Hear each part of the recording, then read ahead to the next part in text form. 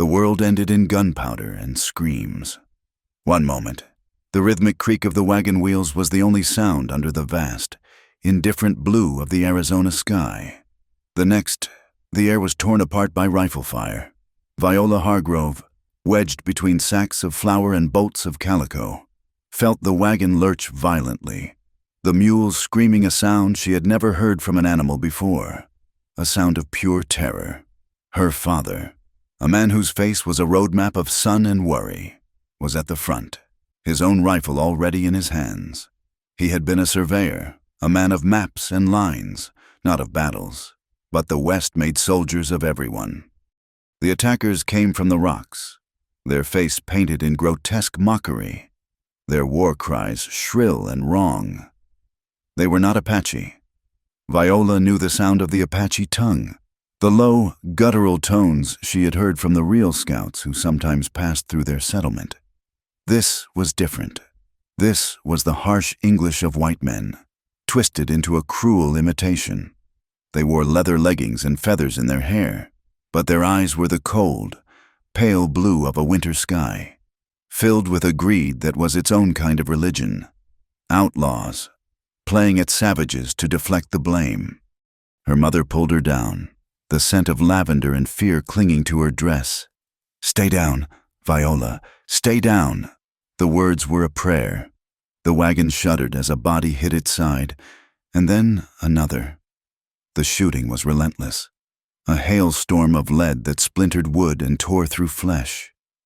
Viola saw her father fall, his surveyor's map spilling from his coat, a dark stain blossoming on its carefully drawn lines. Her mother's prayer turned into a single, sharp cry, and then silence, a terrible, final silence that was louder than all the shooting. Something hit Viola's arm, a searing, white-hot pain that stole her breath. She didn't scream. The sound was trapped in her throat, a knot of horror. Through a crack in the wagon's canvas, she saw them moving among the dead, their faces flushed with victory, prying rings from fingers and slashing open supply crates. One of them, a man with a beard the color of rust and tobacco, looked toward her wagon. His eyes met hers for a fraction of a second. There was no recognition, only the flat, dead gaze of a wolf looking at meat. Panic, cold and absolute, gave her strength. While his attention was turned, she crawled over the body of their driver, a kind man named Silas, and slipped out the back of the wagon. The ground was hot and rocky. She landed hard, the pain in her arm flaring into a galaxy of agony. She scrambled behind a cluster of mesquite, her breath coming in ragged, silent sobs. She ran. She did not look back. To look back was to die, to see the end of her world laid bare in the dust. She ran until her lungs burned and the sounds of the massacre faded into the hum of the desert. The next days were a blur of sun and suffering. The Arizona Territory was a furnace, and Viola was just a cinder caught in its draft. The sun was a hammer, beating down on her head, her shoulders, her spirit. Her fine cotton dress, meant for a civilized life in a town that was now a lifetime away, was torn and stained with her own blood. The wound in her arm was a festering, throbbing misery, the flesh around it angry and swollen. She had nothing, no water, no food, no hope, just the instinct to put one foot in front of the other.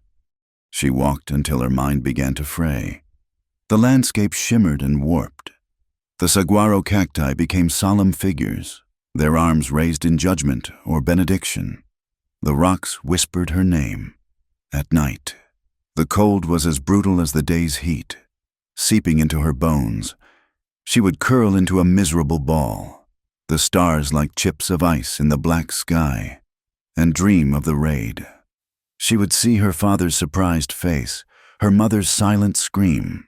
She would wake with a gasp, the taste of dust and grief in her mouth. Her skin blistered and peeled. Her lips cracked and bled. Thirst was a living thing inside her, a creature with claws, tearing at her throat.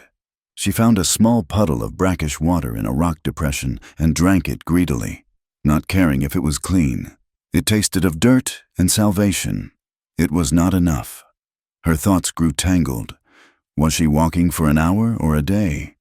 Was she still Viola Hargrove, the surveyor's daughter who knew how to play the pianoforte and embroider pillowcases? Or was she just a ghost, haunting the land where her life had been stolen? She staggered on, driven by a flicker of defiance so small and stubborn it was almost invisible. She would not die here. She would not let those men be the end of her story. Eventually, the flicker went out. Her legs gave way, and she tumbled into a dry ravine, the rough gravel scraping her face. The sky spun, a vortex of blinding blue, and then it went dark. The last thing she felt was the unforgiving heat of the ground against her cheek. Taji saw the buzzards first. They circled high in the sky, lazy and patient, a sure sign of death. He was tracking a deer, moving through the canyons with a silence that was more a part of the land than a skill he had learned. His world was one of rocks and wind, of subtle shifts in the air and the language of tracks in the dust. He had once used that skill for the U.S. Cavalry, guiding blue-coated soldiers through this very terrain. His knowledge a tool they had valued but never understood. They called him a scout. His own people, the Chiricahua, had other names for him. Traitor, ghost. He lived in the space between, belonging to neither, haunted by both. He left the deer trail and followed the slow, patient spiral of the birds. He expected to find a coyote, or perhaps a prospector who had challenged the sun and lost. He did not expect to find a white woman. She lay at the bottom of the wash, a heap of torn fabric and sunburnt skin, looking as fragile as a broken doll. Her hair, the color of corn silk, was matted with dirt and blood. One arm was bent at an unnatural angle, the sleeve of her dress soaked through with a dark, crusted stain. He watched her for a long time from the rim of the ravine, his face a mask of stone. Every instinct screamed at him to leave her. A white woman was trouble. If she died, he could be blamed. If she lived, she would bring her world crashing into his. The soldiers, the settlers, the bounty hunters, they would come looking for her, and they would not ask questions when they found an Apache standing over her. It was a risk he could not afford. His exile was a fragile peace, a quiet war he waged every day just by surviving. She could end it. He turned to walk away, his jaw set. He had his own ghost to wrestle with. He had no room for hers. But he stopped. He saw the slight, almost imperceptible rise and fall of her chest. She was alive. He thought of his sister, her face in his memory as clear as the morning sun. He had not been there to save her. He looked back at the woman in the ravine, a stranger, an enemy by blood and history, and yet a life hanging by a thread in the place he called home, with a low curse that was lost in the wind. He slid down the gravel slope. Up close, she was worse than he had thought. Her lips were split, her face a canvas of blisters. The wound on her arm was infected, hot to the touch and streaked with red. He knelt beside her, his movements economical and sure. He placed a hand on her forehead. It was like touching a stove. Fever. She would not last another day. He made his decision. It was a foolish one. A decision that went against logic and self-preservation. It was the decision of a man who had lost too much to stand by and watch another loss, even if it was not his own. He slipped his arms beneath her, one under her knees, the other supporting her back. She weighed next to nothing, a bundle of bones and heat. As he lifted her, she stirred, a faint moan escaping her lips. He held her against his chest and began the slow, careful climb out of the ravine. He carried her through the labyrinth of canyons to a place no one knew, a small cave hidden behind a curtain of desert willow, its entrance concealed by a rockfall that looked as old as the mountains themselves. He had made this place his home, his sanctuary from a world that wanted him dead or gone, and now he had brought the world inside. Viola woke to shadow and a cool silence. The world outside the cave's entrance was a slit of brilliant, painful light. For a moment, she did not know where she was. Was this heaven? Or the other place? Her body ached with a deep, consuming fire. Her throat was sandpaper. A figure moved in the shadows, and her heart seized in her chest. It was a man, tall and lean, his skin the color of burnished copper, his black hair long and tied back with a strip of leather. He wore simple buckskin trousers and nothing else. His chest and shoulders a landscape of old, faded scars. He was an Apache. Her mind, still clouded with delirium, flew back to the raid, the painted faces, the false war cries. Was he one of them? Had he brought her here to finish the job? He turned, and she saw his face properly. It was stark and angular, his eyes dark and unreadable. He was not one of the men from the attack. There was no greed in his face, only a profound weariness, a stillness that was almost unnerving. He looked less like a man and more like a piece of the mountain, carved from rock and time. "Water," she rasped, the sound a dry crackle. He came to her without a word, holding a small clay bowl. He knelt and lifted her head with a hand that was surprisingly gentle, holding the bowl to her lips. The water was cool and clean, the most wonderful thing she had ever tasted. She drank too fast and choked, water spilling down her chin. He waited patiently until she was finished, then gently lowered her head back onto the bed of soft furs she was lying on. She looked at her arm. It had been cleaned and bandaged with a poultice of dark green leaves and gray ash, held in place by a clean strip of cloth. The terrible, throbbing heat had lessened to a dull ache. He had helped her. He had saved her. Fear warred with a desperate, burgeoning flicker of hope. She was alive. But for what? "Who are you?" she whispered. He did not answer. He simply watched her, his expression unchanging. His silence was a wall, impenetrable. In her fevered state, it felt like judgment, a spirit, a devil. She had no way of knowing. The terror returned, a new and different kind, the terror of the unknown. She was at his mercy, utterly and completely. "Please," she begged, her voice trembling. Tears tracked through the grime on her cheeks. "Please, if you mean to harm me, just do it now. Don't leave me to suffer. Or if you mean to help, help me. Don't leave me alone again. I cannot be alone again." Her voice broke on a sob. "Kill me or help me. Anything is better than being left." He continued to watch her, his dark eyes seeming to see right through her skin, into the shattered pieces of her soul. He had seen this kind of brokenness before, in the eyes of soldiers who had seen too much battle, in the faces of his own people who had lost their families, their land, their future. He reached out and placed a cool, damp cloth on her forehead.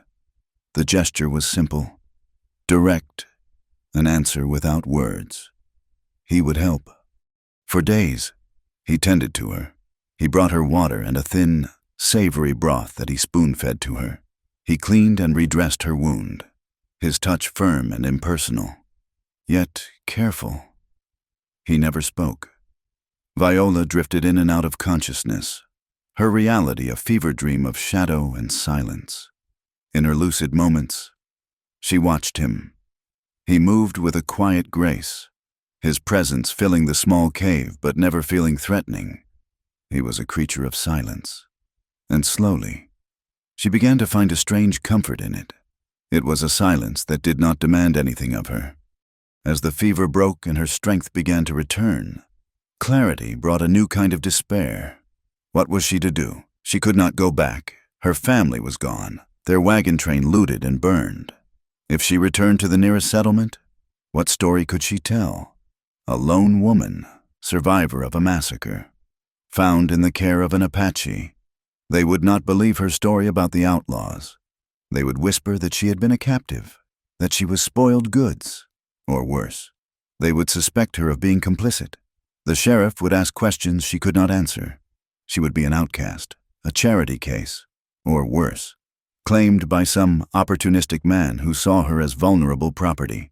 The life she had known was gone forever. There was no place for her in that world anymore. She looked at the man who had saved her. He sat by the fire he had built near the cave's entrance, sharpening a knife on a whetstone. The firelight danced on his high cheekbones and the strong line of his jaw. He was her only anchor in a world that had come undone. He had saved her from the desert, from infection, from death. But he could not save her from the life that awaited her back in the white world. Only she could do that. And there was only one way. It was a mad, desperate idea, born of terror and a sliver of frontier pragmatism. It was a leap into an unknown even more profound than the one she had already taken. She sat up, her head swimming for a moment. He stopped his work, his eyes flicking to her, alert and watchful. "You saved me," she said, her voice still weak but clear. He inclined his head slightly, a bare acknowledgement. She took a ragged breath. Now do it." Taji froze, his hand still on the knife. His gaze sharpened, a flicker of confusion in their dark depths. He did not understand. Viola pushed herself to her knees, the effort making her tremble. "You saved my life," she repeated, crawling slowly toward him across the cave floor. "But it is not enough. I have no life to go back to. They will not welcome me. They will blame me. A woman alone. I will be property, or an outcast. There is no place for me." She stopped a few feet from him, her eyes pleading. "You have to save me again." He remained silent, his face unreadable, waiting. "Make me your wife," she whispered, the words tasting like insanity and liberation all at once. "Take me, by your laws, by my laws. If I am your wife, they cannot claim me. The world will see me as yours. It is the only way I can be safe. The only way I can be free." She was shaking now, the full weight of her desperate gamble settling on her. "I am begging you. You saved me from dying in the desert. Now save me from living in a cage." Taji stared at her, stunned into a deeper silence than was his custom. He had expected her to ask for passage to the nearest town. He had expected her to ask for a horse, for food. He had never, in all his imaginings of how this would end, expected this. She was asking him to bind himself to her, to the very world he had turned his back on. To take a white wife was to invite scorn from his people and a noose from hers. It was a death sentence of a different kind. He looked at her, truly looked at her. He saw the terror in her eyes, but beneath it, he saw the same stubborn flicker of life he had seen when he found her. She was not weak. She was a survivor. She was asking for protection, yes, but she was doing it on her own terms, fighting for her life with the only weapon she had left, her own self. He saw the logic in her madness, in the brutal calculus of the frontier. She was right. Being an Apache's wife was a kind of shield. It put her outside the bounds of settler society, in a category they feared and did not understand. He thought of the long, lonely years. He thought of the ghosts that walked with him every day. To be alone was safe. To be alone was to be dead in a different way. He looked at her pale, earnest face, and for the first time in a long time, he felt something other than grief or anger. It was a strange, unsettling pull, a sense of shared wreckage. They were two broken pieces from two different worlds, washed up on the same desolate shore. He said nothing. The silence stretched, thick and heavy. Viola's hope began to wither. Her shoulders slumped. It was too much to ask. Of course it was. She had been a fool. She started to turn away, to crawl back to her furs, the shame a hot flush on her cheeks. His hand shot out and grasped her wrist. His touch was not rough, but it was firm, stopping her. She looked up at him, her eyes wide. He looked at her for a long moment, a silent conversation passing between them, a negotiation of souls. Then, slowly, deliberately, he nodded, just once. That night, a profound and awkward quiet filled the cave. He had given her food, and they had eaten on opposite sides of the fire. the unspoken agreement hanging in the air between them. When the fire had burned down to glowing embers, he laid out the furs, making a bed for them both. Viola's heart hammered against her ribs. This was real. This was happening. He lay down first, then looked at her, his expression giving nothing away. Trembling, she lay down beside him, keeping a careful distance. He reached over and pulled a heavy buffalo hide over them both. The warmth of his body was a solid, undeniable presence beside her. He did not touch her, not at first. They lay there under the stars that glittered at the mouth of the cave, two strangers bound by a desperate pact. Then he rolled onto his side to face her. In the dim light, she could see the sorrow in his eyes. He reached out and gently brushed a stray piece of hair from her cheek. His touch was feather-light. He pulled her closer, his arm wrapping around her waist, drawing her against the hard lines of his body. It was not the embrace of a lover. He held her like a man holding grief, a man clinging to something precious that he knew was already broken. He was obeying her request, fulfilling his part of the bargain. But his touch spoke of loss, of a shared and profound sadness for the world that had brought them to this. Viola closed her eyes and, for the first time since the raid, felt a fragile, terrifying sense of safety. She fell asleep in the arms of the silent man who was now her husband. She woke to the gray light of dawn. She was still curled against him, her head resting on his shoulder. Sometime in the night, she had thrown an arm across his chest. She could feel the slow, steady beat of his heart beneath her palm. He was awake. She knew it by the stillness of his breathing. He was watching her. She did not move, soaking in the quiet intimacy of the moment. It was the first peaceful morning she had known in an eternity. Slowly, she lifted her head and met his gaze. His eyes were dark, watchful, giving nothing away.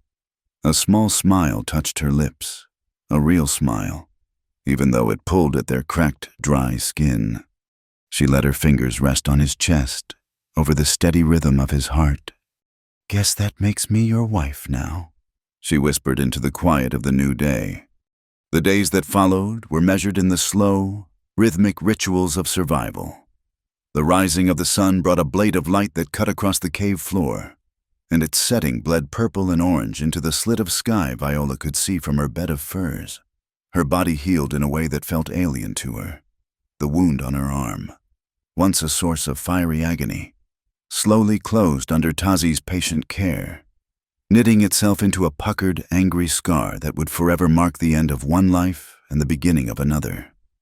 He would check it each morning, his fingers probing the edges with a practiced gentleness, his face unreadable. He would then replace the poultice of chewed leaves and ash, a scent that she was beginning to associate with safety. But while her flesh mended, her spirit remained a raw and open wound.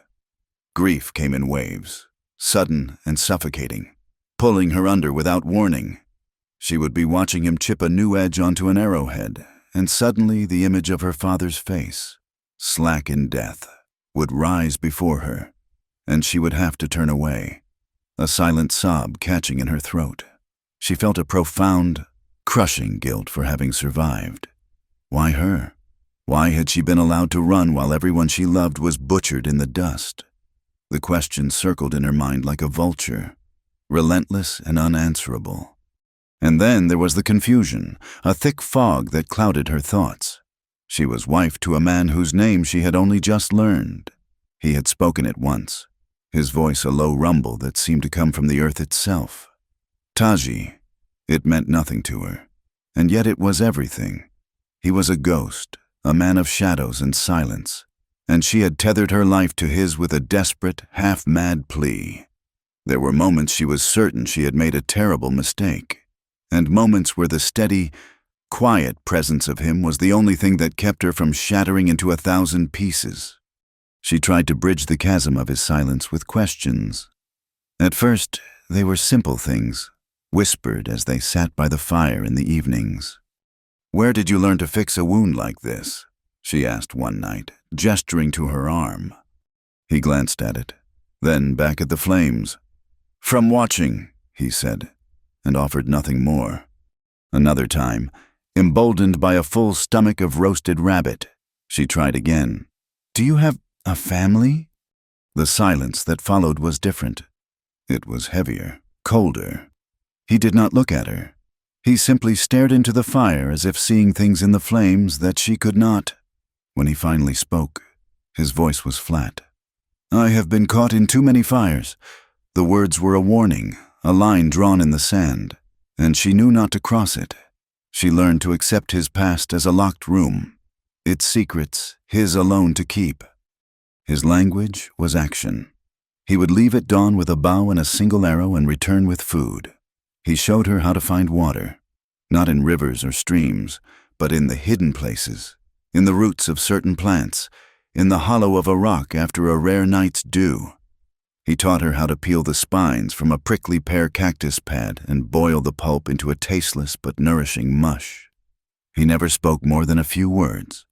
His instructions conveyed through gesture, his hands guiding hers until she understood. They ate in silence. The only sounds the crackle of the fire and the whisper of the wind through the canyon.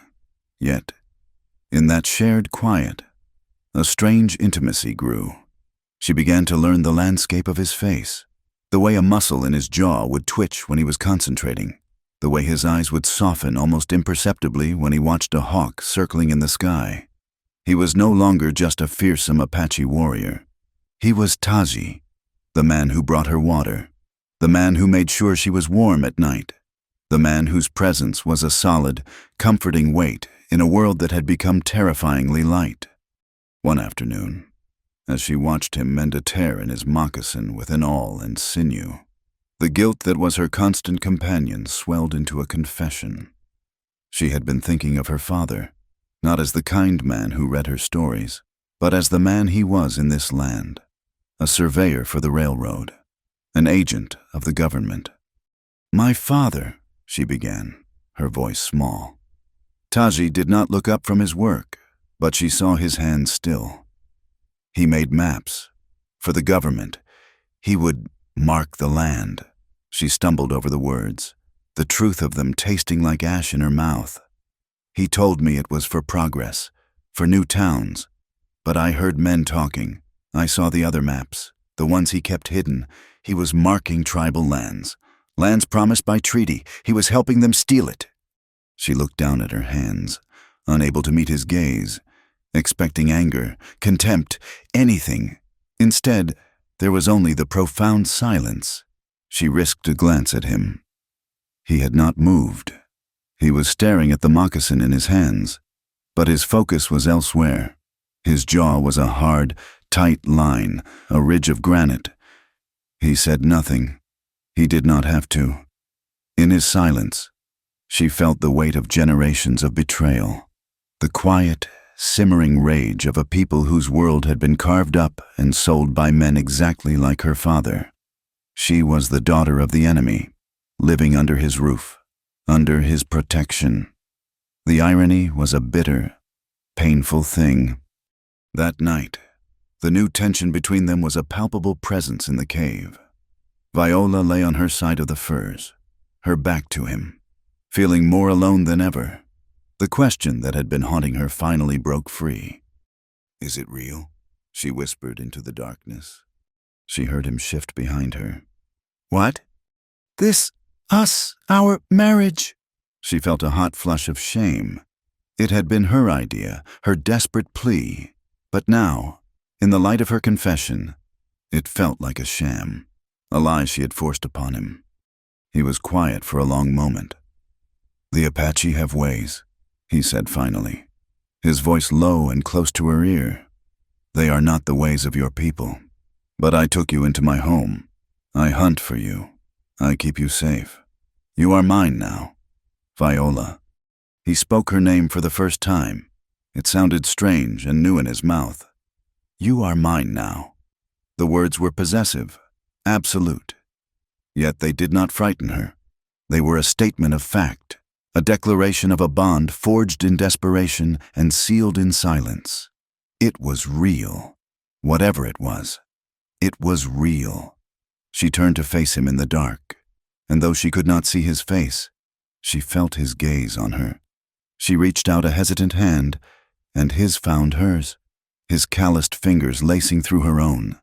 They fell asleep like that, hands clasped in the darkness, a silent truce between two worlds.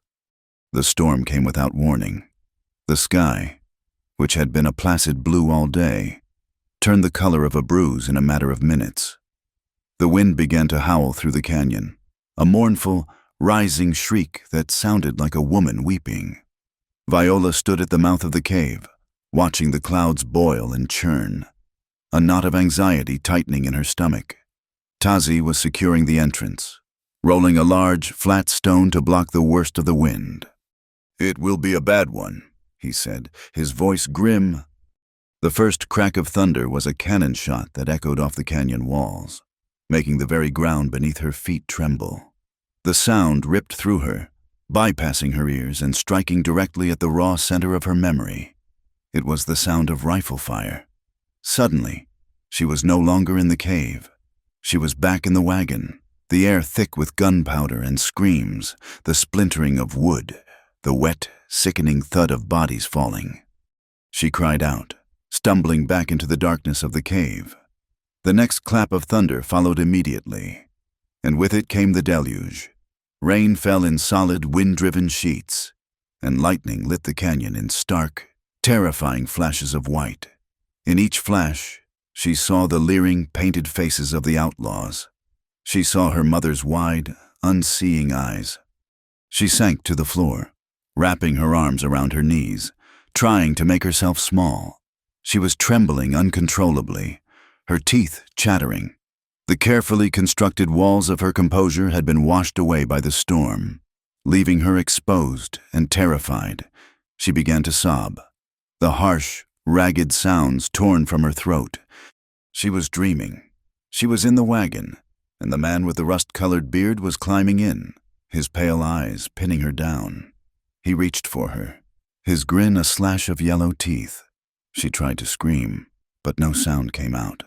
The wagon began to shake, the thunder of hoofbeats and gunshots pounding in her head. "No, please, no!" A hand touched her shoulder, and she flinched violently, scrambling away. "Get away from me!" "Viola." The voice was a low anchor in the swirling chaos of her terror. "You are safe."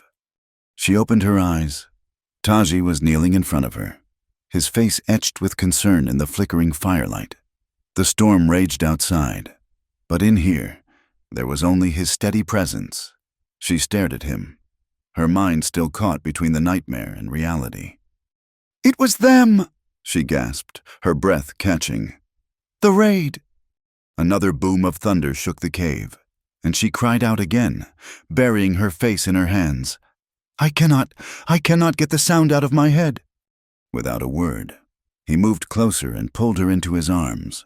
She resisted for a fraction of a second, her body still rigid with fear, but then she collapsed against him, her defenses utterly gone. She clung to him, her fists clutching the buckskin of his trousers, and wept. She wept for her mother and father, for the life she had lost, for the terror that lived inside her now like a parasite. Taji held her, his arms a strong, solid cage around her trembling body.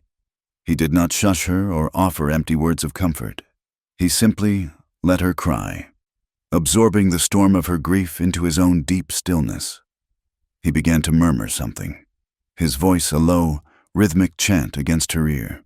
The words were in his own tongue, the guttural sounds strange and unfamiliar, but the tone was universal. It was the sound of solace, a deep, resonant hum that vibrated through his chest and into hers, slowly quieting the frantic beating of her heart. He held her tight, rocking her gently, shielding her from the storm both outside and within. Slowly, her sobs subsided into shuddering breaths.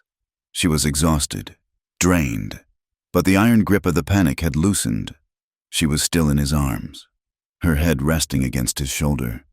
The scent of him, wood smoke, leather, and dry earth, filling her senses. She could feel the steady beat of his heart against her cheek. She lifted her head, her eyes meeting his in the dim, dancing light of the fire.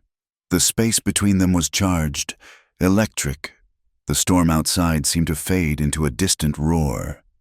He looked at her, his dark eyes searching her face, and for the first time she saw something other than weariness or caution in their depths. She saw a reflection of her own pain, her own loneliness. He was not a stone. He was a man who had been hurt, a man who understood loss in a way she was only just beginning to. He raised a hand and gently wiped a tear from her cheek with his thumb, his touch surprisingly soft against her skin. His gaze dropped to her lips. She saw the question in his eyes, the hesitation. Her own breath hitched in her throat. Every instinct told her this was a precipice, a point of no return. She did not pull away. She leaned into his touch, a silent answer. He lowered his head, and his lips met hers. The kiss was not what she would have ever imagined. It was not a kiss of passion or romance. It was slow, tentative, freighted with the weight of all their unspoken words, all their shared sorrow. His lips were firm and dry, and they tasted of smoke and the faint, clean scent of rain. It was a kiss of profound and aching tenderness, a quiet acknowledgement of the broken pieces they both carried. She felt a tremor run through his body, and she was trembling too, not with fear, but with a raw, terrifying surge of want, a want for connection, for comfort, for a single moment of warmth in a cold and brutal world. She kissed him back, pouring all her grief and fear and desperate, flickering hope into that one uncertain touch. When he finally pulled away, they both were breathless. They simply looked at each other, the storm still raging outside, a new and far more complicated storm brewing between them. He did not let her go. He just held her, and for the rest of the night, they sat together by the fire, listening to the rain, two survivors clinging to each other in the dark. The next morning, the world was washed clean. The air was crisp and cool, the scent of wet sagebrush rising from the canyon floor.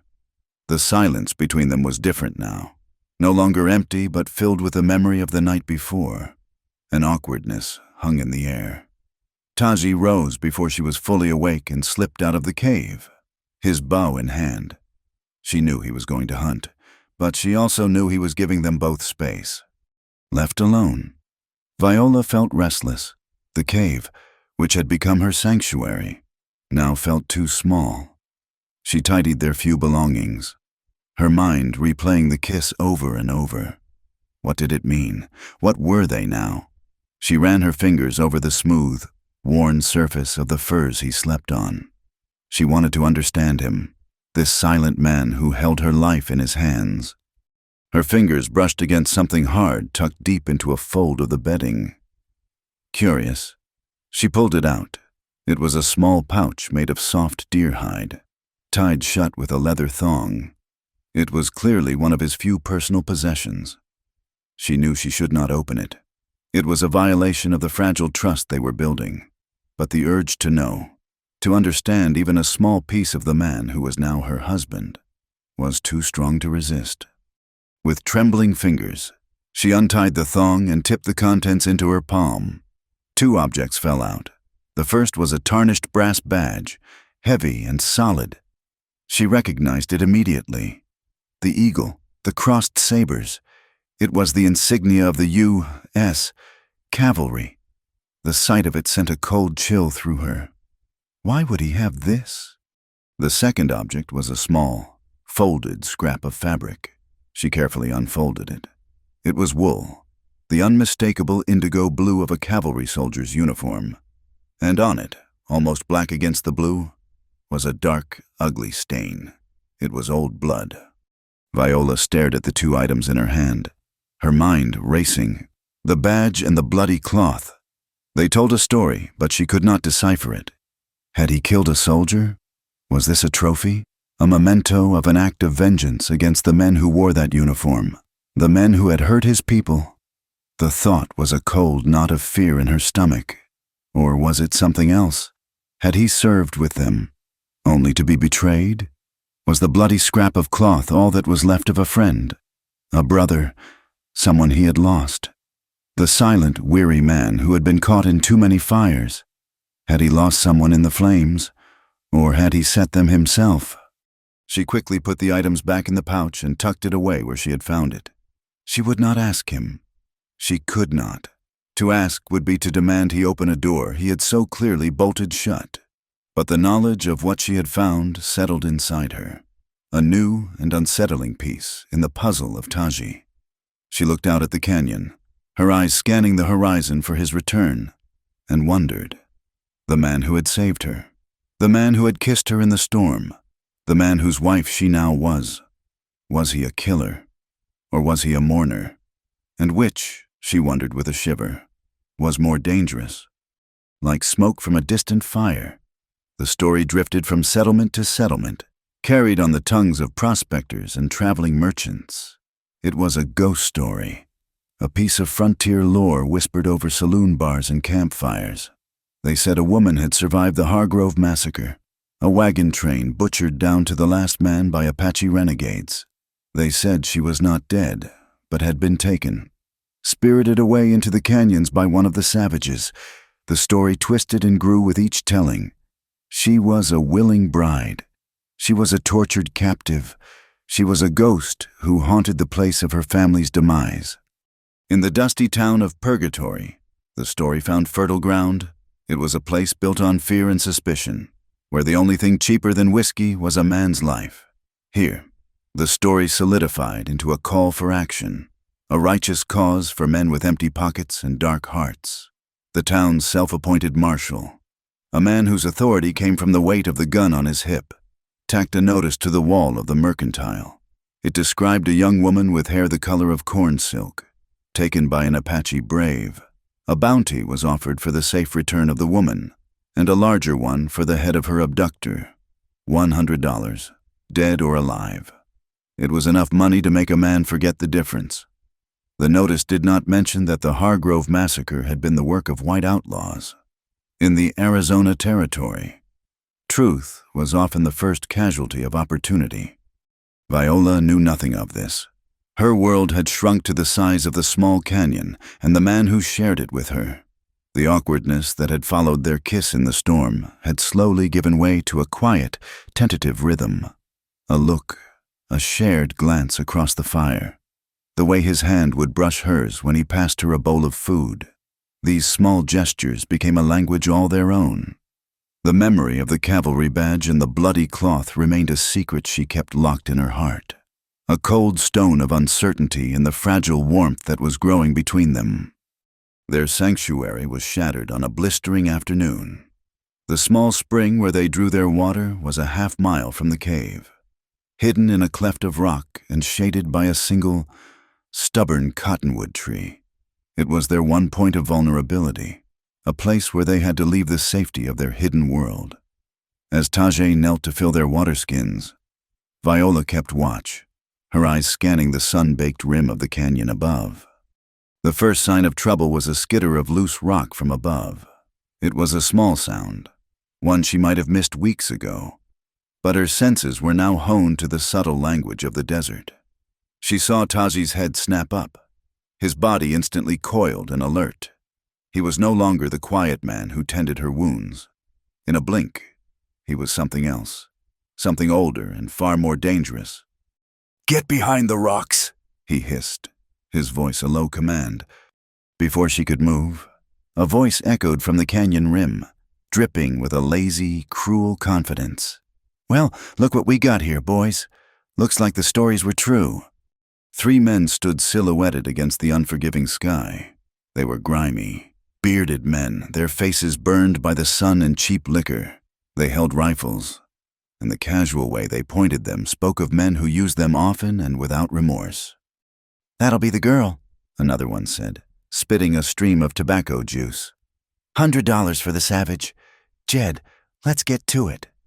The one called Jed grinned, a flash of brown teeth. "Hand over the woman, Apache.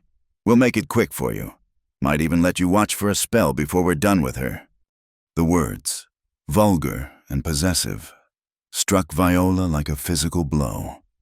They saw her as nothing more than a piece of property, a prize to be claimed. But the fear that lanced through her was overshadowed by a sudden, terrifying change in the man beside her. Taji rose to his feet. He did not speak. He did not shout or make a threat. He simply moved, placing himself between Viola and the men on the ridge. The transformation was absolute. The quiet stillness she had come to know was replaced by a deadly, predatory calm. His eyes, which she had seen soften with a hidden sadness, were now flat and hard as obsidian. His shoulders, his stance, the way he held his knife, everything about him shifted into a lethal economy of motion. This was the warrior. This was the man who had survived a world designed to kill him. This was the fire he had spoken of. "Last chance," Jed called down, leveling his rifle. Taji did not reply. In a movement so fast it was almost a blur, he grabbed the bow that lay beside him, nocked an arrow, and let it fly. The arrow sang through the air, a high, thin whisper of death. One of the men beside Jed gave a choked cry and staggered back, the feathered shaft protruding from his throat. He fell without another sound. The air exploded with gunfire. Rifle shots echoed through the narrow canyon, the bullets kicking up dust and ricocheting off the rocks around them. Taji had already thrown Viola behind a large boulder, his body shielding hers for a split second before he moved again. He was not a man anymore. He was a phantom, using the terrain with an instinct that was breathtaking to watch. He flowed from one piece of cover to the next, a silent, deadly shadow. Viola huddled behind the rock, her heart hammering against her ribs. She was paralyzed, not just by fear, but by a terrible, chilling awe. She was watching a master of a deadly art, a man who moved with the grace of a panther and the finality of a striking snake. Another arrow flew, and the third man screamed as it embedded itself in his thigh. He dropped his rifle, clutching at his leg. Jed, the leader, was cursing, firing wildly down into the ravine. Taji was now moving up the canyon wall, using handholds she could not even see, circling around him. Viola saw Jed realize his mistake too late. He spun around as Taji dropped from a ledge behind him, silent as a falling leaf. There was no sound of a struggle, only a choked gasp. When Taji straightened up, Jed's rifle was in his hand, and Jed himself was lying motionless on the ground. The last bounty hunter, the one with the arrow in his leg, was trying to crawl away, leaving a trail of blood in the dust. Taji walked toward him, his movements deliberate. The man looked up, his face a mask of terror and pain. "Please," the man whimpered. "Don't kill me. I'll leave. I'll never come back." Taji stood over him, his face impassive. He looked at the man for a long, silent moment. Viola held her breath, expecting the final, brutal act of vengeance. Instead, Taji bent down, broke the arrow shaft, and then, with a sharp, brutal pull, ripped the arrowhead out of the man's leg. The man screamed, a high, thin sound of pure agony. "Go," Taji said, his voice cold as stone. "Tell them what you saw. Tell them to send more. I will be waiting." He turned his back on the whimpering man and walked back toward the spring, his face a mask of cold fury. He did not look at Viola. He collected the water skins and the fallen rifles, moving with a grim efficiency. The battle was over in less than 5 minutes. 2 men were dead. Another would be lucky to live. And the silence that descended on the canyon was heavier and more terrible than the noise had been. He came to her, his face still shut, his eyes dark with a distance she could not cross. "We have to go," he said, his voice flat. "They will know where to look now." They fled deeper into the labyrinth of the mountains, moving fast and without rest. Taji led them through trails that were not trails, over ridges that seemed impassable. He did not speak. He did not look at her. He was a machine, a creature of pure survival. And Viola followed in his wake, her mind reeling. She had seen the truth of him. She had seen the killer that lived beneath the quiet surface, the warrior forged in a crucible of violence she could barely imagine. And she knew, with a certainty that chilled her to the bone, that she had unleashed him. They stopped that night in a high, wind-swept shelter of rock, a place that felt like the top of the world. A cold, slivered moon hung in a sky littered with stars. Tazi built a small, smokeless fire, and the silence stretched between them, taut and unbearable. Viola looked at him, at the hard set of his jaw, the blood of another man spattered on his buckskin trousers. The gentle savior was gone, replaced by this grim, silent executioner, and it was her fault. Her presence had brought this violence to his door. She was a sickness, a plague. The thought broke her. A sob escaped her lips, a raw, ragged sound. Tazi looked up, his dark eyes finally focusing on her. "I am sorry," she whispered, the words tearing at her throat. "I am so sorry." He said nothing, just watched her, his face a mask. I thought you saved me," she cried, the tears coming freely now, hot and shameful. "But I am not saved. I am just a curse. I brought them to you. I made you do that. I am costing you everything. Your peace, your safety. Maybe I am costing you your soul." She buried her face in her hands, her shoulders shaking with the force of her despair. She had thought she was finding a new life, but she was only destroying his. She had asked him to save her, and he had, but at what price to himself? She felt him move, and then he was kneeling in front of her. He gently pulled her hands away from her face, forcing her to look at him. For the first time since the attack, the coldness in his eyes had receded, replaced by a deep, profound sadness. "You did not cost me my soul, Viola," he said, his voice rough with an emotion she had never heard from him before. "It was taken from me a long time ago." He sat back on his heels, his gaze fixed on the dancing flames of the fire. The story, when it came, was not a torrent, but a slow, painful trickle, each word a stone pulled from the deepest part of him. "I had a sister," he began, his voice barely a whisper. "Her name was Nalin. It means gentle friend.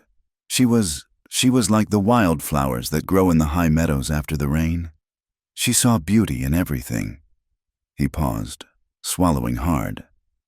"The soldiers came to our village. The blue coats. They said they were looking for warriors who had left the reservation. It was a lie. They were drunk. They wanted sport." His hands clenched into fists in his lap. "They took her. My father tried to stop them, and they shot him. I was young, not yet a man. I was hiding, watching. I did nothing. I was a coward." His voice broke, the self-loathing a raw, open wound. "I heard her screaming. When they were finished with her, when they had broken her, they left her in the dust. She did not live through the night." Viola felt her own heart break for him, for the boy who had been forced to watch such an unspeakable horror. The cavalry badge, the bloody scrap of blue cloth. It all crashed together in her mind with horrifying clarity. It was not a trophy. It was a relic of his grief. "I left," he continued, his voice flat and dead. "I learned the ways of the white man. I learned their tongue. I learned to track, to fight. Years later, I went back to them. I offered my services. An Apache who knew the land. They made me a scout." He gave a bitter, humorless laugh. "They trusted me, and I led them. I led them on false trails. I warned my people of their patrols. I sabotaged their supplies. I did everything I could, quietly, to make their war more difficult. I made them pay, in small ways, for what they did to my sister, for what they did to my people." He finally looked at her, his eyes filled with a pain so deep it seemed to have no bottom. "But it was never enough. It could never be enough. It did not bring her back. It did not heal what they had broken in me. So I left them, too. I came here, to be quiet, to forget." He looked down at his hands, the hands that had taken 2 lives that afternoon. What you saw today, that is not something you brought out of me. Viola, it has always been there, waiting." Tears streamed down Viola's face, silent tears of empathy and sorrow. She finally understood. She understood his silence, his weariness, the deep well of grief he carried. She moved toward him, and without thinking, she wrapped her arms around him, holding him tight. He was rigid at first, unused to the comfort of another's touch. But then, slowly, she felt the tension drain out of him. He sagged against her, and for the first time, he was not the strong, silent protector. He was just a man, drowning in a pain that had no name. She held him, her own grief momentarily forgotten, her purpose clear. She would be his anchor. She would not let him drown. They spent the rest of the night talking. He told her stories of Nalin, of their childhood chasing lizards in the sun. She told him of her mother, of the songs she used to sing while baking bread. They whispered their histories into the vast, starry emptiness, their words weaving a fragile thread of trust between them.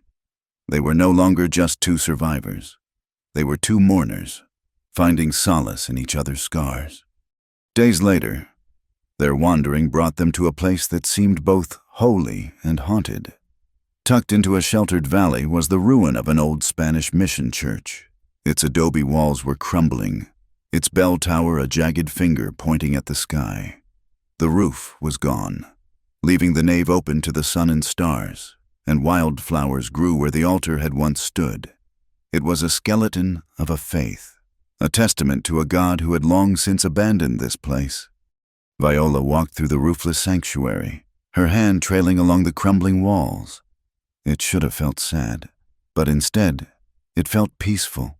It was a place between worlds, much like they were.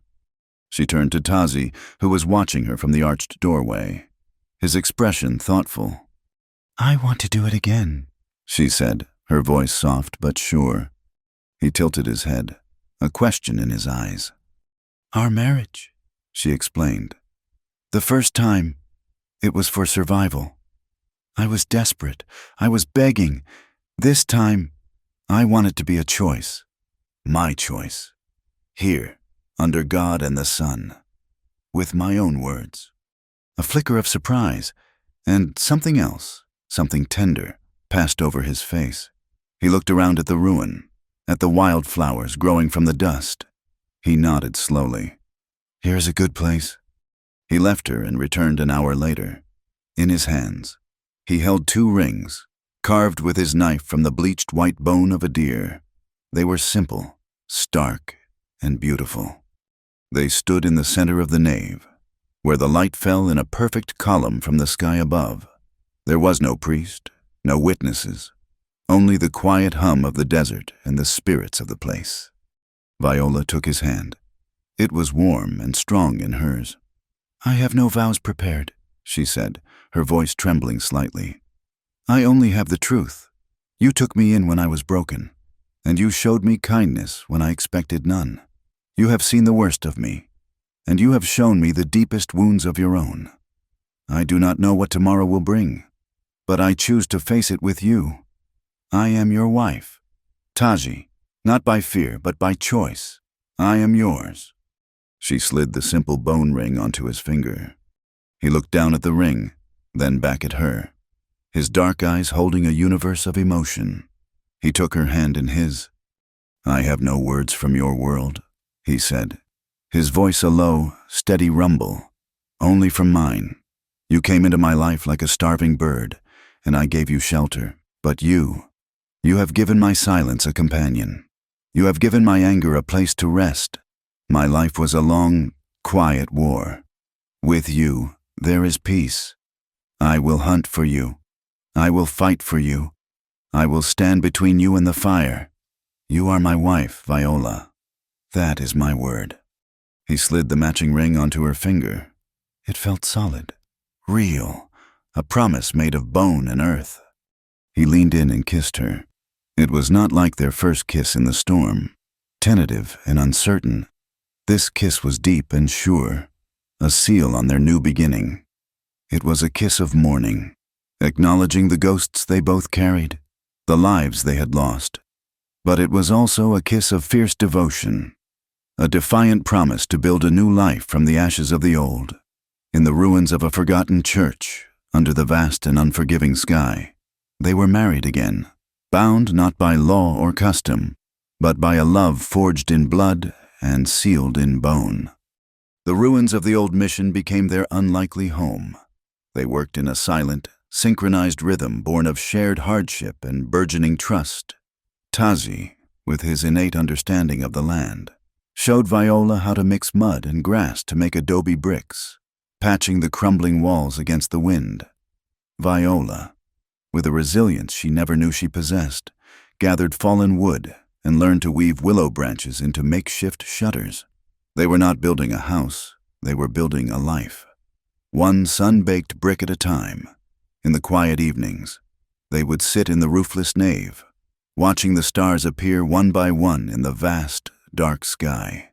And it felt, for the first time, like peace was a possibility. But the desert is a patient predator, and it had not finished with Viola.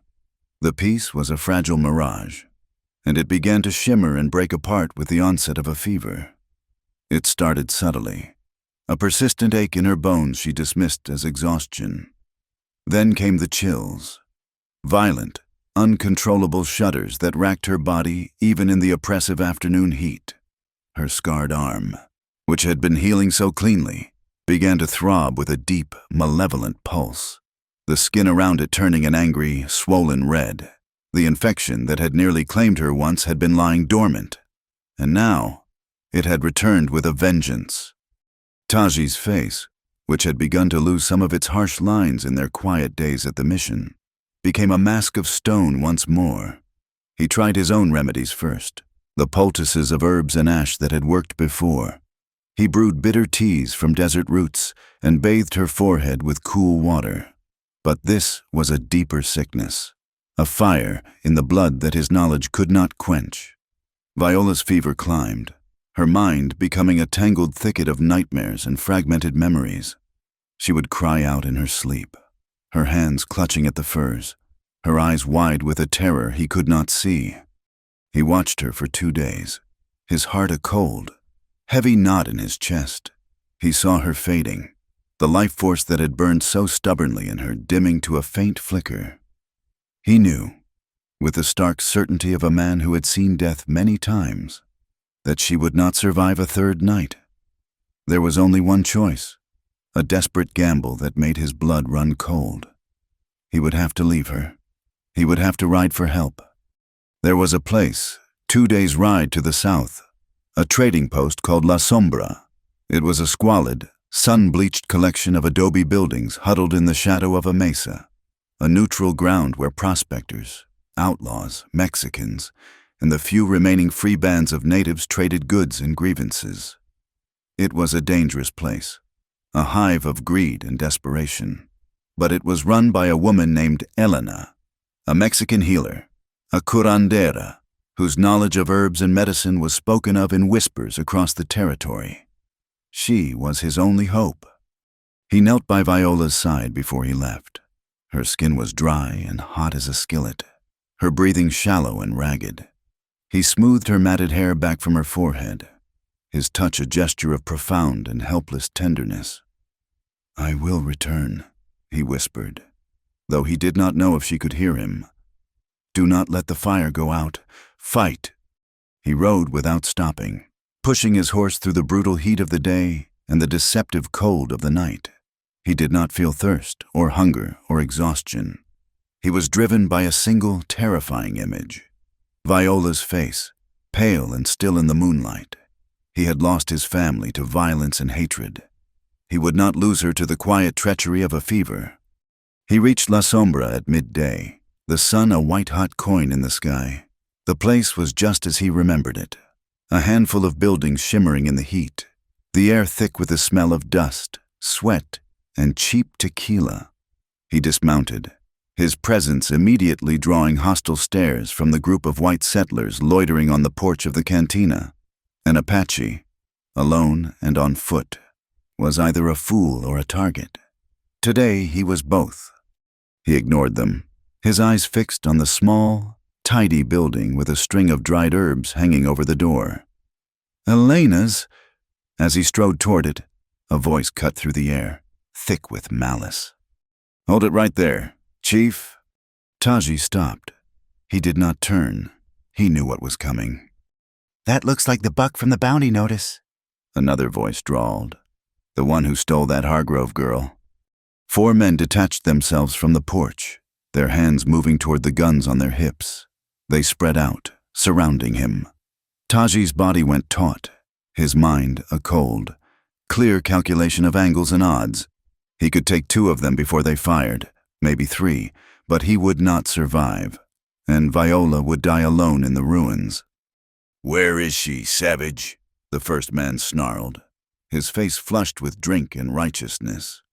"We know you got her. We're here to take her back and collect that $100.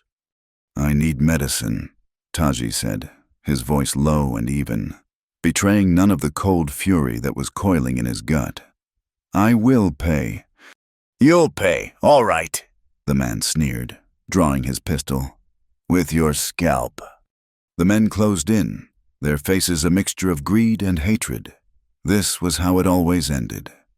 Taji thought, in blood and dust, he was about to move, to sell his life as dearly as he could, when an old, reedy voice cut through the tension. "Stand down, you fools." The men hesitated, turning toward the voice. An old man had emerged from the cantina, squinting in the harsh sunlight. He was stooped and weathered, his face a leathery mask of wrinkles, but his eyes were sharp and clear. He leaned on a gnarled wooden cane. "He ain't the one who took that girl," the old man said, his voice raspy. "And he ain't the one you want to be picking a fight with, unless you're in a hurry to meet your maker." The leader of the group spat on the ground. "What's it to you, old man? Stay out of it." "It's my business when I see a man about to get killed for the wrong reasons," the old man said, hobbling forward. He stopped and looked directly at Taji, his gaze intense, searching, a flicker of recognition, and something else, something like regret, passed through his eyes. "I know this man. He's no kidnapper." The bounty hunters were confused, their drunken certainty wavering. The moment of hesitation was all Taji needed. But he did not move. He was staring at the old man, a storm of memory and rage gathering in his mind. He knew that face. He knew those eyes. Time had stooped the shoulders and thinned the hair, but the face was one that was burned into his memory, a ghost from the day his world had split apart. "I know you too," Taji said, his voice dropping to a deadly whisper. He took a step toward the old man, and the bounty hunters instinctively fell back. "Chiricahua Mountains, 10 winters ago. You were with a party of prospectors." The old man's face went pale, his hand tightened on his cane. It was a long time ago. "You shot a boy," Taji continued, his voice relentless, each word a hammer blow. "He was tracking a deer. He carried no weapon. You shot him in the back. His name was Taza. He was my brother." The silence that fell over the dusty street was absolute. The bounty hunters looked from Taji to the old man, their thirst for violence forgotten in the face of a grief so old and cold it felt like a winter wind. The old man, whose name was Silas, seemed to shrink, the weight of Tazi's words pressing down on him. "He startled us," Silas stammered, his voice thin. We thought he was a threat." "He was a boy," Taji repeated, the rage he had held in check for a decade finally breaking free. He closed the distance between them in 2 long strides.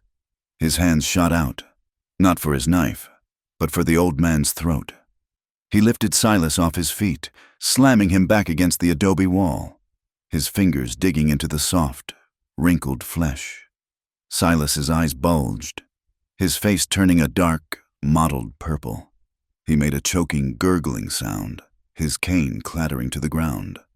Vengeance was a hot, satisfying fire in Tazi's blood. This was it, the justice he had been denied. An eye for an eye, a life for a life. He tightened his grip, watching the life begin to fade from the old man's eyes. And then he saw Viola's face. He saw her lying in the ruins, her life slipping away, waiting for him. What would this act of revenge mean if she died? It would be nothing but another ghost to haunt him, another fire to turn his heart to ash. He would have his brother's vengeance and lose the only person left in the world who made him feel anything other than rage and grief. With a guttural cry that was torn from the deepest part of his soul, he let go. Silas crumpled to the ground, gasping for air, clutching at his throat.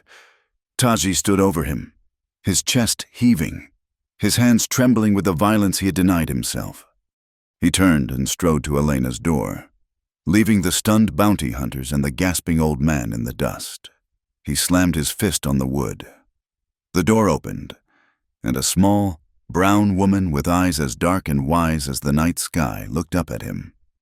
"I need medicine," he said, his voice ragged. "For a woman, a fever that burns in the blood." Elena looked past him at the scene in the street, then back at his face. She saw the desperation, the grief, the barely controlled rage. She nodded once. "Come in." While Taji was fighting for her life, Viola was lost in a battle for her soul. The fever had burned away the boundaries between memory and nightmare, between the past and the present. She was a ghost, drifting through the unlit corridors of her own history. She was a child again, sitting under her father's drafting table, the smell of paper and ink filling her senses. But the lines on his maps were not just rivers and mountains. They were boundaries, fences, lines of conquest. The dream shifted. She was older, standing beside him as he spoke to a group of men in fine suits, their face slick with sweat and ambition. "The government survey is just a formality," her father was saying, his voice smooth and confident. "The treaty means nothing. These lands are rich in silver. For a small investment, I can ensure the survey lines are adjusted. The Apache will be moved. It will be clean." The men laughed, and the sound was like stones grinding together. They passed a leather satchel to her father, heavy with the clink of silver coins. She saw the look on his face, the avarice that momentarily overshadowed the kind, fatherly expression he always wore for her. He was bartering. He was selling a people's home, their sacred ground, their future, for a bag of silver, the foundation of her life. The bedrock of her father's respectable profession was built on a crime. The bread she had eaten, the dresses she had worn, were all paid for with stolen land and broken lives. She cried out, a sound of pure, unadulterated shame that echoed in the empty mission. "No," she sobbed, thrashing in the furs. "He was a good man. He was my father." But the fever was relentless. It showed her everything. It showed her the faces of the Apache families being forced from their land by soldiers, their eyes filled with a stoic, heartbreaking sorrow. It showed her the smug satisfaction on the faces of the investors.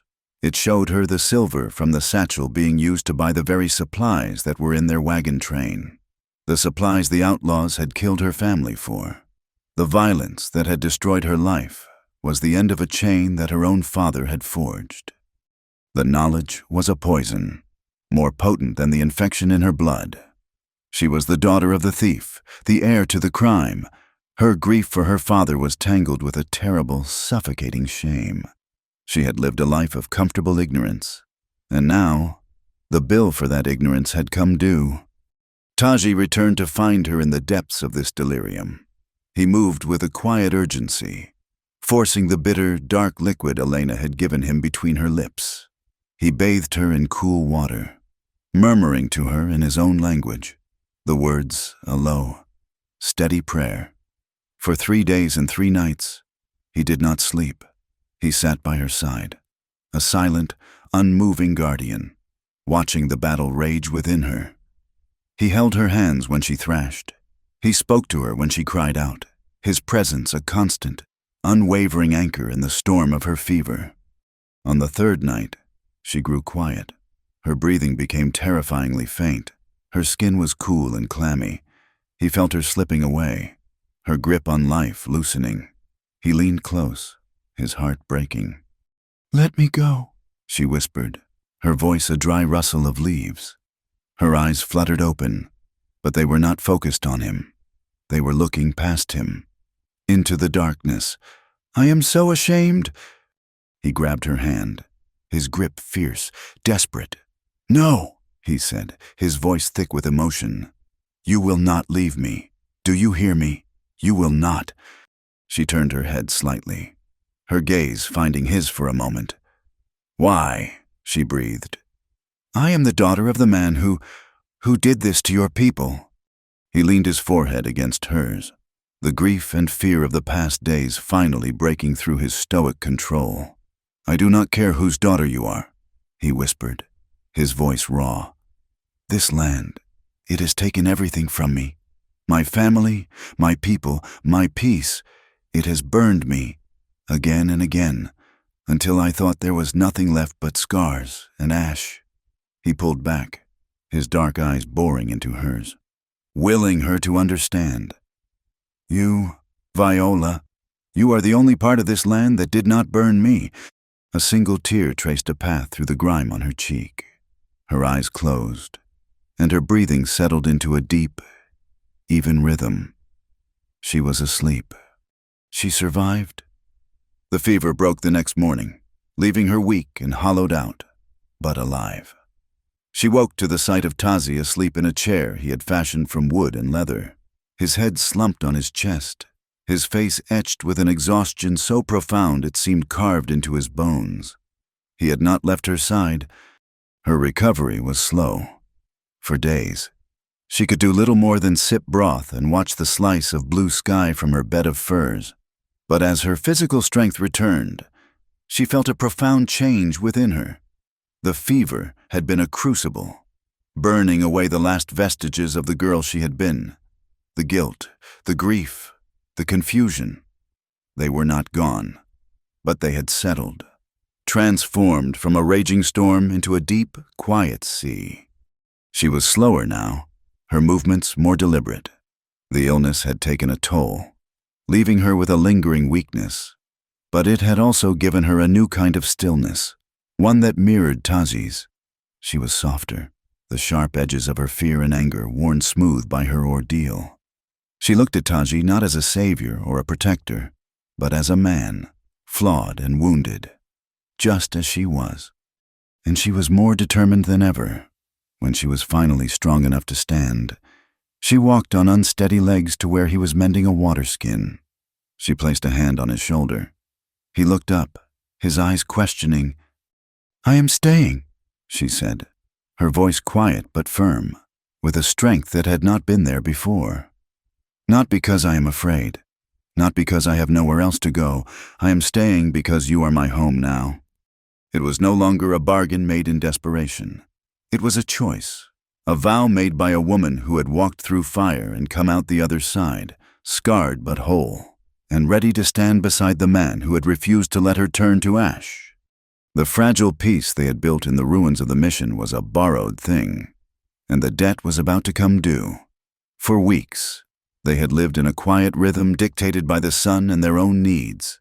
The world outside, with its bounty hunters and bitter memories, had seemed to recede, becoming a distant, half-forgotten dream. But the desert does not forget. It watches, and it waits. They were discovered not by the greedy eyes of white men, but by the keen, searching gaze of their own. 5 Apache riders appeared on the ridge above the valley, their figures stark and silent against the morning sky.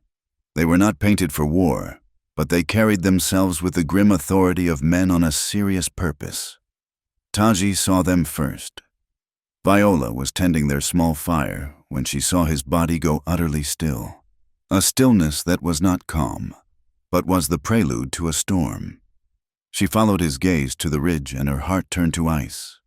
These were not men hunting for coin.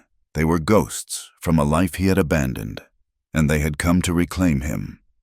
They descended into the valley with a silent, unnerving grace, their horses picking their way through the rocks as if they were flowing water. They surrounded the mission, their dark eyes taking in the scene, the patched walls, the sleeping furs, and Viola. Their gaze lingered on her, hard and accusing. She was a trespass, a sacrilege, the physical embodiment of a betrayal. Taji stood and faced them, his expression unreadable. But Viola could feel the tension radiating from him. He was not a warrior preparing for a fight. He was a man preparing for a judgment he had long expected. The lead rider, a man with a face like a weathered cliff and eyes that held no mercy, spoke a single name. Taji. It was not a question. It was a summons. Taji answered in their tongue, his voice low and guttural. The exchange was short, the words sharp as flint. Viola understood none of it, but she understood the tone. It was the sound of accusation and a defense that was no defense at all. After a moment, two of the riders dismounted, carrying strips of rawhide. They approached Taji, who did not resist. He held out his hands, and they bound his wrists tightly behind his back. Viola cried out, stumbling to her feet. "No! What are you doing? He has done nothing wrong!" The riders ignored her as if she were a buzzing fly. The leader looked at her, his eyes filled with a cold contempt. He spoke to Taji again, his words sharp, and gestured toward her. Taji answered, his jaw tight, his own gaze fixed on some distant point. He was being taken, and she was the reason. She had not been his salvation. She was his condemnation. She had brought him peace for a season, only to deliver him to a punishment far worse than any bounty hunter could devise. They led him to a horse, forcing him to walk with his head held high, a prisoner of his own people. They were leaving. They were taking him from her. Panic, cold and absolute, seized Viola. She could not let them. She was still weak from the fever, her legs unsteady, but a strength born of pure desperation surged through her. As they began to ride away, she ran after them. She stumbled on the rocky ground, her feet clumsy, her breath coming in ragged gasps. "Wait!" she cried, her voice thin and reedy in the vast emptiness. "Please take me too! Do not leave me!" One of the riders looked back, a flicker of something, annoyance, perhaps a sliver of pity on his face. But he did not stop. They moved with a steady, relentless pace, and the distance between them and her grew. But she did not stop. She followed them on foot, her entire being focused on the straight, proud back of the man who was being led away in chains. She fell, scraping her hands and knees on the gravel. But she pushed herself up again, the pain a distant thing. The dust kicked up by their horses filled her lungs, and the sun beat down on her head. But she kept walking, her eyes locked on Taji. For hours, she followed. The Apache riders did not slow for her, but they did not speed up either. They maintained their pace, and she, through sheer, bloody-minded will, matched it. She was barely upright, a staggering, pathetic figure trailing in their wake. But she did not fall behind. Her love for him had become a physical thing, a fire in her belly that propelled her forward when her body screamed for rest. They arrived at the stronghold late in the afternoon. It was not a village of teepees, but a hidden rancheria, a permanent settlement nestled in a high mountain valley, protected by sheer rock walls. The air was filled with the smells of wood smoke and roasting meat, the sounds of children laughing and dogs barking. But as the riders entered with their prisoner, a hush fell over the camp. Faces turned toward them, dark eyes filled with a mixture of curiosity, suspicion, and hostility.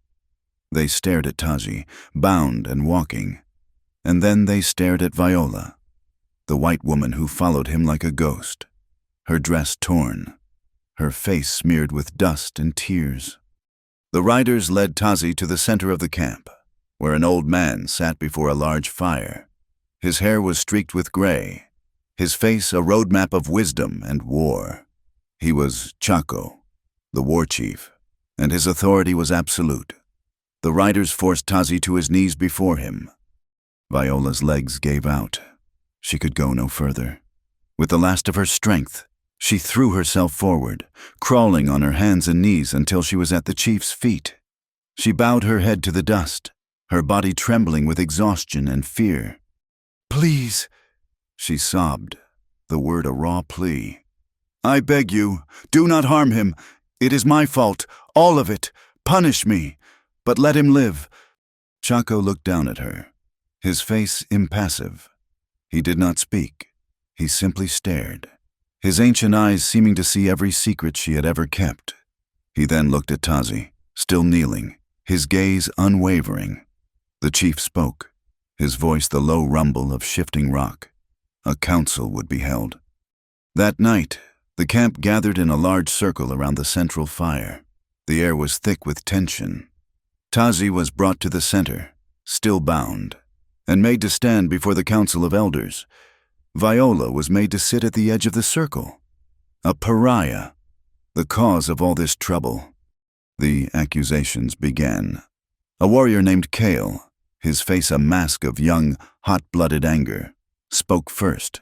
He accused Tazi of betraying their laws, of bringing a white woman, an enemy, into their sacred lands. He spoke of his own brother, killed by soldiers Tazi had once guided. To him, Tazi was a traitor twice over, first to his people by working with the blue coats, and now by taking one of them as his own. He demanded blood.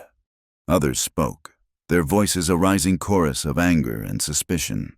They called him Nadicles, an outcast. They said the woman had bewitched him, that she carried the sickness of her people, a sickness of lies and broken treaties. Then, an old, stooped warrior rose to speak. His name was Soai, and he had known Tazi's father. He spoke of Tazi's bravery in his youth. He reminded them of the times Tazi, while working as a scout, had sent secret warnings, saving whole families from the cavalry's path. He argued that Tazi had paid for his mistakes with a long, lonely exile. He did not defend the act of bringing Viola here, but he asked them to remember the man, not just the crime. The council was divided. Some remembered the good. Others could only see the betrayal, personified by the pale-faced woman sitting at the edge of their fire. The debate raged, the fate of the man she loved hanging in the balance. Viola knew she could not remain silent. She had to speak, gathering every ounce of her courage. She stood up. A murmur went through the crowd as she walked, unsteady but resolute, into the center of the circle. She stood beside Tazi, facing the chief. She was terrified. Her heart was a wild bird beating against the cage of her ribs. But she looked at Tazi's face, proud and resigned, and she found her strength. She took a deep breath and spoke the few words of his language that he had taught her, her pronunciation clumsy, but her intent clear. Shima, Inda, Nazun, mother, father, it is good. It was a greeting of respect, an acknowledgement of the elders. Then she spoke the most important phrase, Du shil yu dun te. I do not speak falsely. The council fell silent, surprised by her use of their tongue. She had their attention. She continued in English, her voice gaining strength with every word, praying that some of them would understand, that the spirit of her words would translate even if the language did not. I am Viola Hargrove, she began, her voice ringing in the night air. It is true that I am a white woman, but I do not stand here as your enemy. I stand here as a woman who owes her life to this man. She turned and looked directly at Kale. You speak of soldiers. You speak of thieves. My father was one of them. He was not a soldier, but he was a thief of the worst kind. He was a surveyor for the government. He drew lines on maps that stole your land, your water, your homes. He sold them for silver. The evil that has been done to you, it was done by men like my father. I am the daughter of your enemy. The blood of the thief runs in my veins. A gasp went through the crowd. She had not made excuses. She had confessed a truth they all knew, a truth no white person had ever admitted to them before. The massacre that killed my family, she continued, her voice thick with emotion. It was not your people. It was white men, outlaws, who killed them for the goods my father bought with your stolen land. I was left to die in the desert. I was wounded, alone, waiting for death. And this man," she placed a hand on Tazi's bound arm, "he found me. He could have left me to the buzzards. He could have taken his vengeance on the daughter of the man who wronged his people. But he did not. He carried me to safety. He healed my wounds. He protected me. He is the only man, white or Apache, who has ever shown me true honor." Her words fell into the silence like stones into a deep well. She looked at Chaco, her eyes pleading. "You accuse him of betrayal, but he has betrayed nothing. He has upheld the highest law of all. He chose compassion over vengeance. He chose life over death. If that is a crime, then my heart is a crime, because I love him. If you must punish someone for this, punish me. I am the one who does not belong here. I am the one who begged him to save me. Let him go." She finished, her body trembling, her speech spent. The elders murmured among themselves, their faces a mixture of astonishment and confusion. She had given them a truth they had not expected, a confession that complicated their judgment. Chaco raised a hand for silence. He looked at Viola for a long time, his ancient eyes seeming to weigh her very soul. He spoke, his voice grave. Her courage had moved them. Her confession had spoken to their sense of justice, but a law had been broken. A white woman had been brought to a sacred place. The spirits of the ancestors were disturbed. There must be a test, a trial by fire. A path of hot, glowing coals would be prepared. If she could walk its length, barefoot, and survive, it would be a sign from the spirits that her heart was true, and that her union with Tazi was not a curse. If she failed, their judgment would be swift. A pit was dug and filled with wood, which was burned down until it was a bed of embers, glowing, a malevolent, pulsing red in the darkness. The heat was immense, warping the air around it. The path was 10 paces long, an eternity. Taji struggled against his bonds for the first time, a low, desperate sound coming from his throat. He looked at Viola, his eyes screaming a denial, begging her not to do it. She met his gaze, and in her own eyes, he saw a calm, resolute certainty. She would do this, for him, for them. 2 warriors came and removed her worn leather boots. The ground was cool beneath her feet. She looked at the path of fire. It was a river of pain, a gateway to either freedom or death. She thought of her life before, a life of comfort and ignorance. She thought of her parents, of the raid, of the days starving in the desert, of the fever that had almost claimed her. All of it had led her to this single moment, this single, impossible choice. She took a breath and stepped onto the coals. The pain was instantaneous and absolute. It was a white-hot, searing agony that shot up her legs and consumed her entire body. A scream was torn from her throat, a sound of pure, animalistic torment. The smell of her own burning flesh filled her nostrils. She took another step, her mind shutting down, her body moving on pure, instinctual will. Every nerve ending was on fire. Tears streamed down her face, sizzling as they hit the embers. The crowd was utterly silent, their faces illuminated by the terrible glow, watching this unbelievable act of sacrifice. Taji fought against the ropes, his face a mask of granite, but his eyes held the agony of a man watching his own heart burn. Step after agonizing step, she moved forward. She was not walking on coals. She was walking through the fire of her old life and into the heart of her new one. She kept her eyes fixed on Taji, his face her only anchor in a world that had dissolved into pure pain.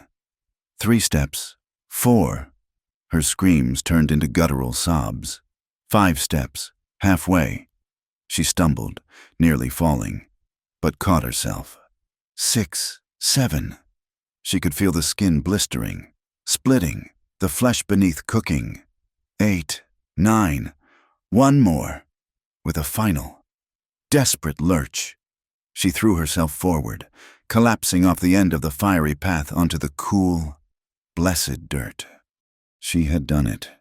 For a moment, there was only the sound of her ragged, agonized breathing. Then, Taji roared. It was not a word, but a sound of pure, primal fury and love. He did not break the ropes with strength alone, but with the sheer force of a will that would not be denied. The rawhide snapped. Before the two warriors guarding him could react, he was past them. He fell to his knees beside Viola, gathering her into his arms. Her feet were a ruin, blackened and bloody, an unrecognizable landscape of pain.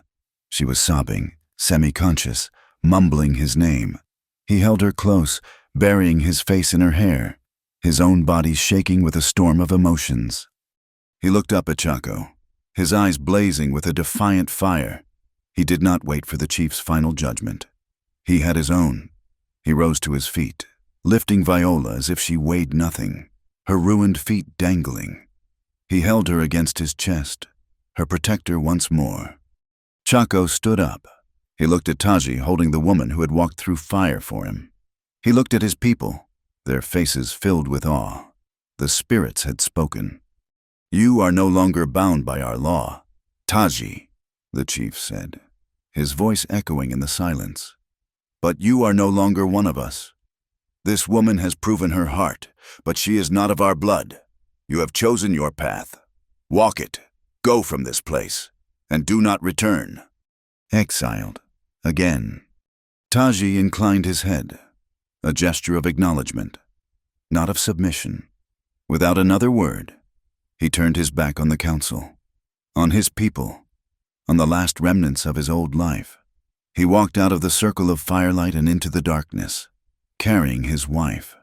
They had been cast out by her world, and now, by his, they had nothing and nowhere to go. But they had each other.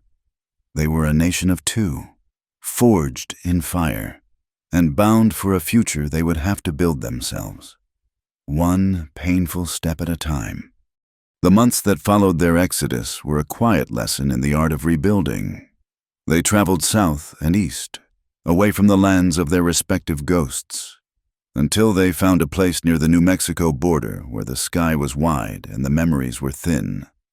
It was a harsh, unforgiving landscape of red rock and stubborn juniper, a place that did not offer comfort easily, but it was empty. It was theirs, here on a small, defensible patch of land with a trickle of a stream. They began to build their world from the ground up. Their home rose slowly from the earth itself. Taji taught Viola how to mix the red dirt with water and grass to form heavy, substantial adobe bricks. They worked side by side under the relentless sun, their hands caked in mud, their bodies aching with the satisfying weariness of creation. He, with his quiet strength, would lift the heavy wooden frames for the roof, and she, with a patient determination, would fill the gaps with a plaster of mud and sand. It was not a house they were building. It was a fortress against the past, a sanctuary made of mud brick, wood, and a desperate, tenacious hope. Viola walked with the aid of a cane now, a smooth, sturdy piece of cottonwood that Taji had carved for her. Her feet, though healed, would never be the same. The soles were a latticework of scars, tender and unsuited for the rocky terrain. She moved with a slow, deliberate grace, each step a quiet reminder of the trial by fire that had both broken and remade her. The pain was a constant, low hum beneath the surface of her days, but it was a pain she had chosen, a pain that had purchased their freedom. And, strangely, she smiled more than she ever had in her life. They were small, quiet smiles that would appear when she watched Taji patiently skin a rabbit for their dinner, or when a cool breeze would drift through the open doorway of their small home. They were the smiles of a woman who had nothing, and therefore had everything to lose and everything to cherish. They kept to themselves, two solitary figures in a vast landscape, but they were not entirely alone. Their nearest neighbors, a half-day's ride away, were a small community of Mexican and mixed-blood families who lived in the borderlands. belonging fully to neither the United States nor to Mexico. These were people who understood what it meant to live in two worlds, to be outcasts from both. There was no grand welcome, no immediate acceptance, but there was a quiet, mutual respect. Slowly, connections were formed. Viola would trade some of the potent herbal remedies Taji had taught her with a woman named Isabella for fresh goat milk and cheese. Taji would trade well-fletched arrows with a man named Mateo for corn and beans. No one asked about their past. In this land of runaways and survivors, a person's history was their own private burden. They saw a quiet Apache man and a white woman who walked with a cane, and they saw in them a reflection of their own hard-won existence. They saw two people who, like them, were simply trying to carve out a life on the sharp edge of the world. One afternoon, while searching for a spare blanket, Viola's hand brushed against the familiar, worn leather of the old trunk that had survived the massacre. It had been in the back of the wagon, and Taji had salvaged it along with a few other practical items. She had not opened it since that terrible day. With a deep breath, she lifted the heavy lid. Inside, beneath folded linens that still held the faint scent of her mother's lavender, was her father's journal. It was a thick leather-bound book, its pages filled with his neat, precise script.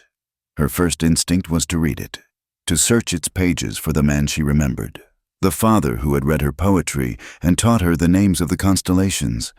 She wanted to find a reason, an excuse, some justification for the terrible truth she had learned in the depths of her fever.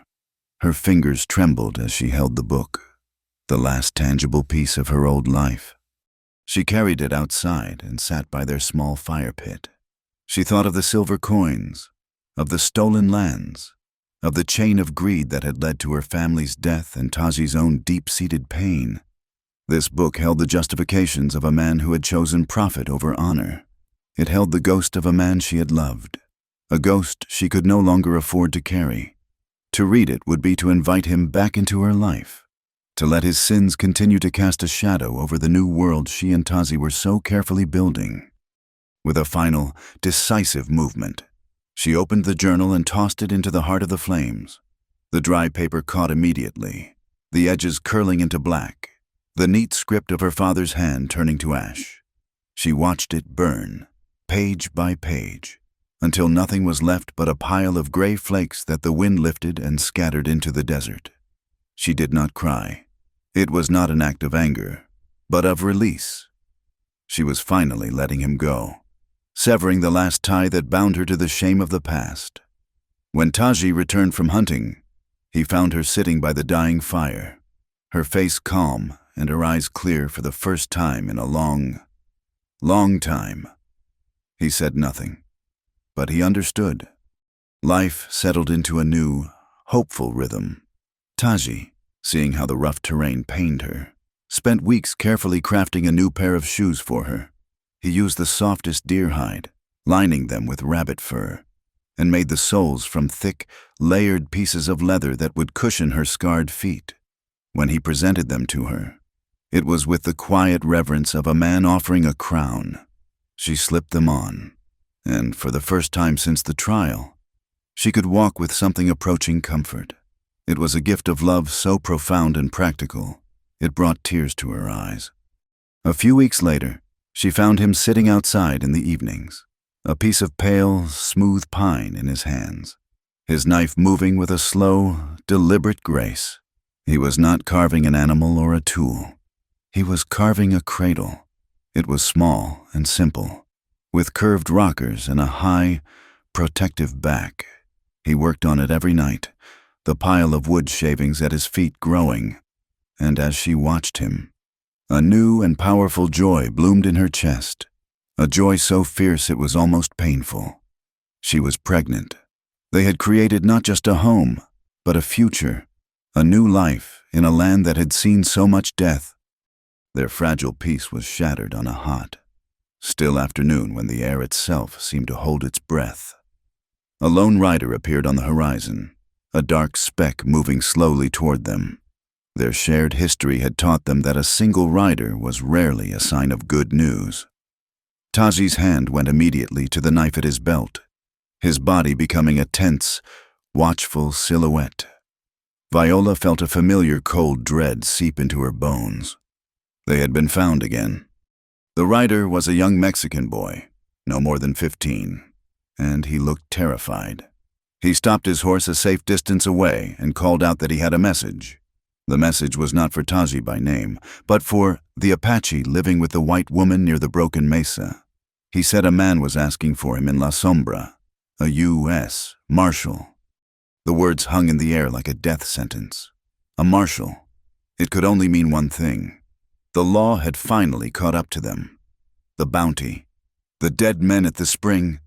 The past had reached out its long arm to pull them back into the fire. "We have to run," Viola said, her voice tight with panic. Taji nodded, his face grim. "Pack what you can, water and food first." They moved with a frantic, practiced efficiency, the specter of flight a familiar one. Viola's hands trembled as she stuffed dried meat and corn into a satchel. The home they had built, the peace they had found. Was it all about to be scattered to the winds? Taji was already saddling their horse, his movements sharp and economical, his eyes constantly scanning the horizon. They would not be caught here. They would not be taken. Just as they were about to flee, Viola stopped. "No," she said, her voice filled with a sudden, steely resolve. "No more running. We have done nothing wrong. You saved my life. You defended our home. I will not spend the rest of my life looking over my shoulder." Taji looked at her, his expression a mixture of surprise and concern. "Viola, you do not understand what they will do." "And you do not understand what I will do," she countered, her gaze unwavering. "I will not let them take you. I will walk into that town and I will tell every soul what happened. The truth. We will face this. Together." Her courage was a thing of such fierce beauty, it stunned him into silence. He looked at her, at the woman who had walked through fire, who carried his child, who was now willing to face down the full force of the white man's law for him. He made his decision. "I will go," he said. "Alone. If I am not back in 3 days, you take the horse and you ride east. Do not stop." "No," she insisted. "I am coming with you." "You are not," he said, his voice gentle but absolute. "You will not put yourself and our child in that danger. This is my ghost to face." He rode out the next morning at dawn.